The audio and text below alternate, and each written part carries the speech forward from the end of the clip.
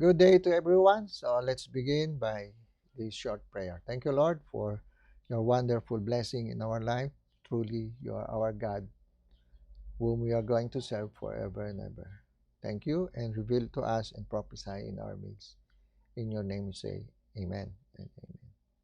Hallelujah. Now, as you can see in your screen right now, John chapter 1, verse 12 and 13. Now, reading from CWSB, it says, "But as many as received him, to them gave he the power to become sons of God, even to them that believes on his name, which were born not of blood, nor of the will of the flesh, nor of the will of man, but of God." Now, we can see here from our past lesson, our past lessons told us that we are being redeemed or saved from perdition or from sin. Now, as we are being redeemed, we are now reconciled or restored. What is that first thing that is being restored in our life once we are being saved or redeemed by the Lord Jesus Christ? First and foremost, we can see from this verse, it says, "But as many." So, note that as many, there's no limits.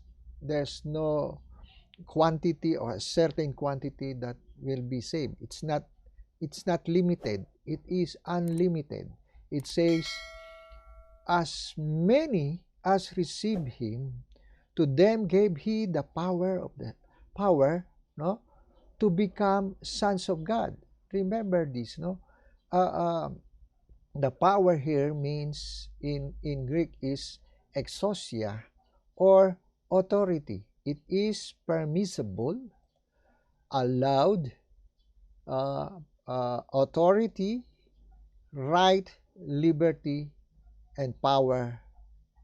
So that is exousia. If we will put it here, no, to them gave he the right, no, he is permitted. He has now the authority to become sons of God. So the first thing that will be restored in our life as we are being redeemed is going back again of becoming sons of God. That's why in we will see now in First Peter, no, you will see in excuse me, First Peter chapter 1 verse 3.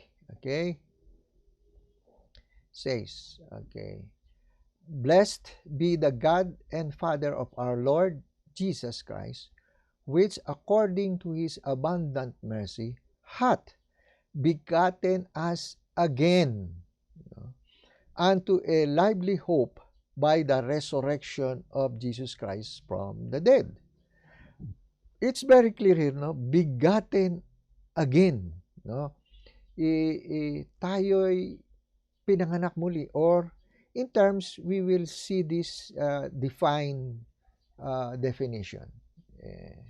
First, to beget again, or regenerate. Now take note, no, regenerate in the past and again. Nomai, to be begotten again, regenerated. That is equivalent to being a child of God.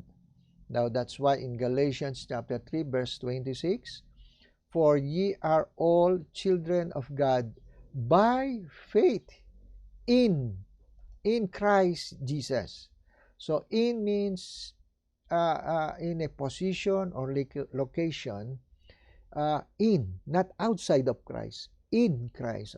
In Christ. Remember, Jesus is the image of God. So it says in Genesis chapter 1, we are created in the image and after his likeness. So once we become sons of God, the second thing that will come into us or is being in the image. We are now restored in the image of God.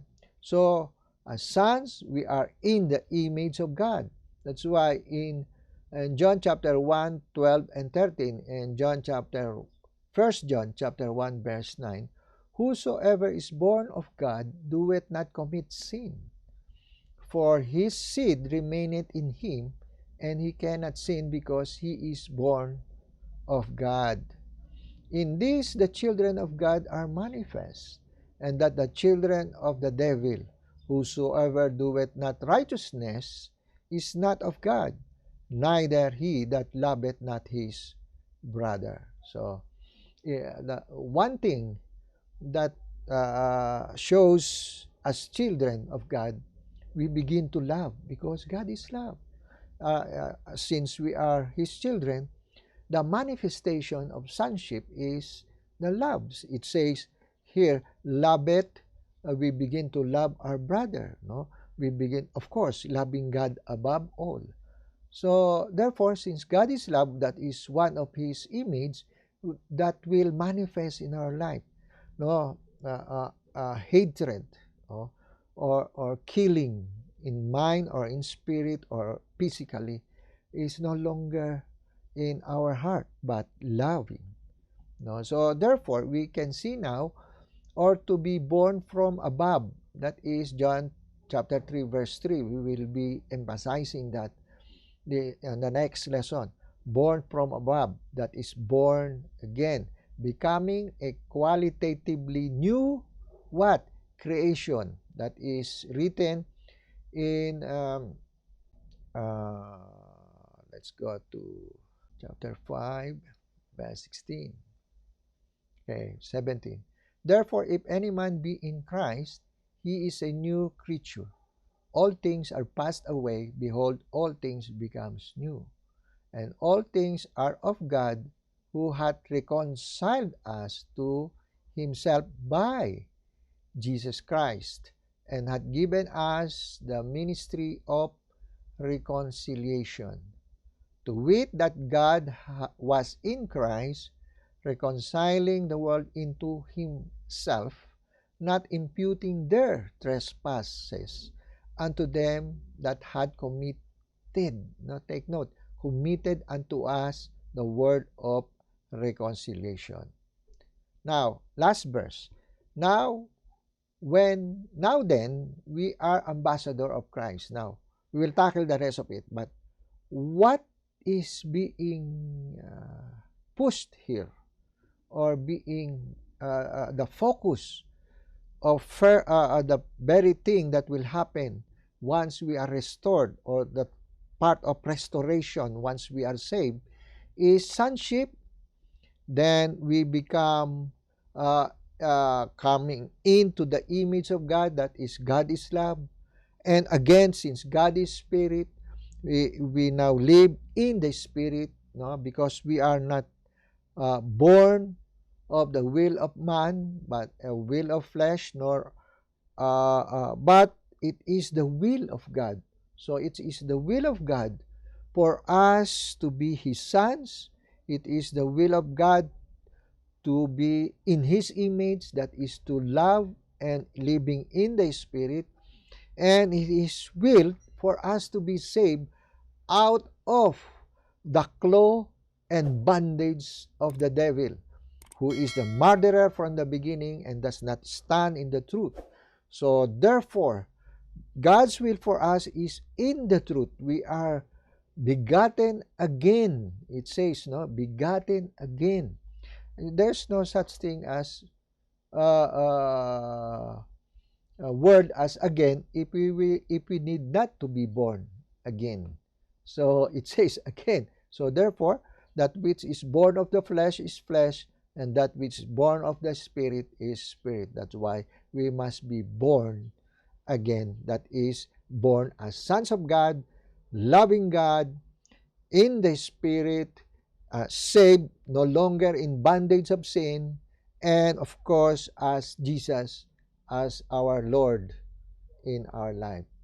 So, brothers and sisters, as I conclude these things, let's tackle the other issue of this restoration or reconciliation, being as sons of God. Now, We will give emphasis on the next topic on terms of the spiritual living and our ministry, reconciling the world to God. So thank you and good day. So let's pray. Lord, thank you for this word, and truly we receive you in our heart, as our Lord and Savior. We want to be your sons and daughter. So therefore, Lord, we trust in you. We commit our life to you. We want to be with you forever, not just for today. Our life are designed to be with you. We are not called to perdition. We are called to life. That's why you have said, I have come to give you life and to have it abundantly. So thank you, Lord, for this greatest opportunity, knowing your word. So we are here to follow you forever and ever. In your name we say amen. So see you next time. In Jesus' name, amen.